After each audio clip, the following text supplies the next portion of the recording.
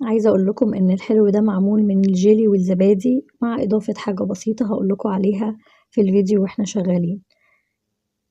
حلا لذيذ ومنعش وسهل التحضير.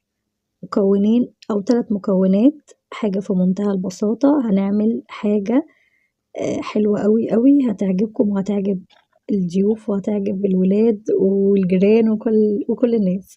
لايك وشير للفيديو قبل ما نبدأ، واللي ما يعرفنيش أو لسه بيتابعني جديد أنا ريهام، ويلا بينا نشوف عملناه إزاي. معانا كده الأول كوباية مَيّة مغلية، هانزل عليها بباكيت جيلي، أنا استخدمت فراولة، تقدروا تستخدموا نكهة تانية توت، مانجا، بطيخ، ليمون، أي نكهة انتوا بتحبوها وتفضلوها. هنقلبه كويس جدًا لحد ما الجيلي بتاعنا يدوب في المَيّة، وهنسيبه يبرد تمامًا على جنب قبل ما نضيف عليه الزبادي. أنا هنا استخدمت كوباية زبادي مع